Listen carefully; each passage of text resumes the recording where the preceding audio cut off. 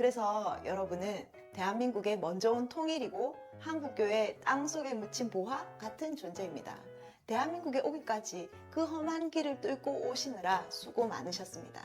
지금 차별금지법은 공산혁명의 또 다른 이름의 포장지입니다. 지금도 북한에서 고통당하고 있는 2600만의 내 가족을 위해서 나만의 자유를 지켜내야 하지 않겠습니까? 여러분의 교회에서 이 12.7 연합예배에 대해서 찬성하는 분이 여러분 한 분뿐이십니까? 그래도 괜찮습니다. 여러분은 북한 700명의 대표입니다.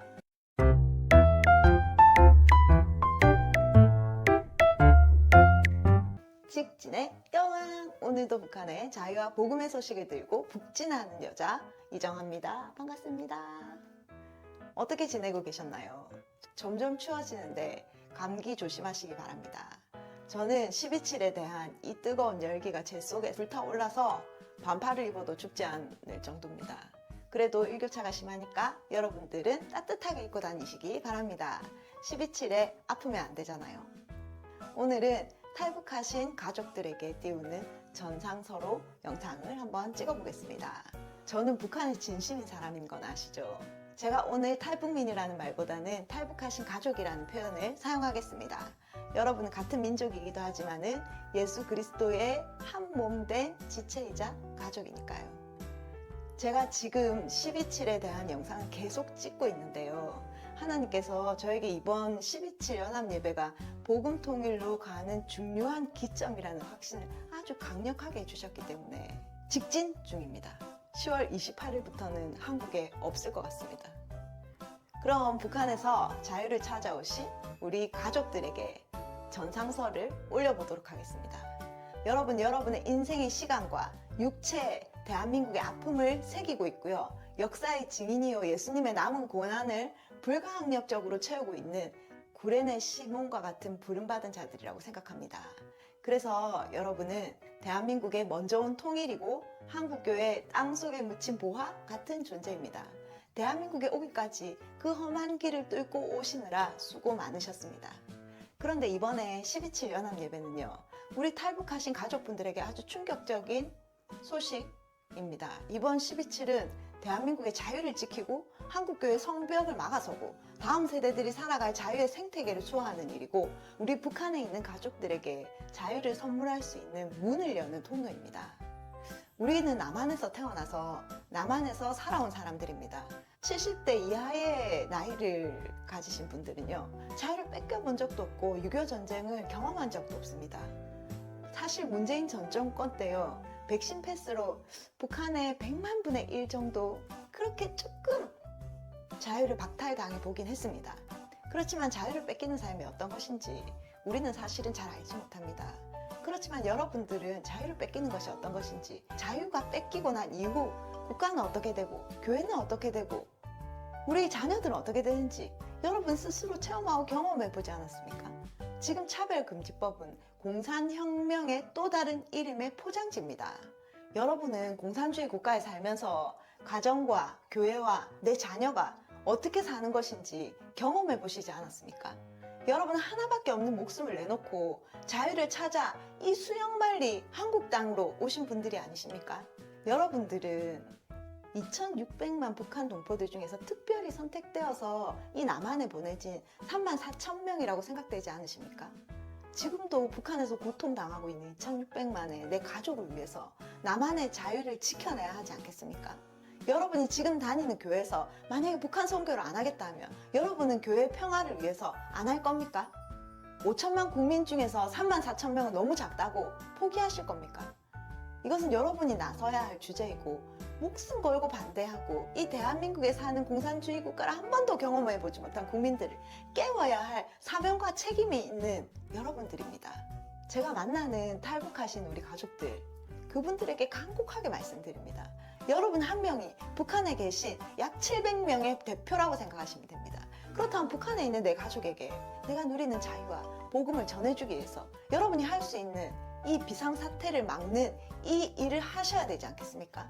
지금 우리가 살고 있는 집이 불타고 있다면 지금 우리가 살고 있는 집이 불타버리면 집 없는 우리 가족들은 어디에서 살겠습니까? 내 집이 불타고 있다면 당장이라도 소화기를 가져와서 이 불을 끄려고 하지 않겠습니까? 지금 그런 비상시국입니다.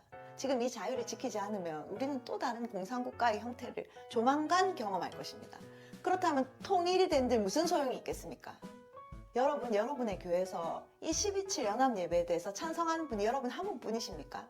그래도 괜찮습니다. 여러분은 북한 700명의 대표입니다.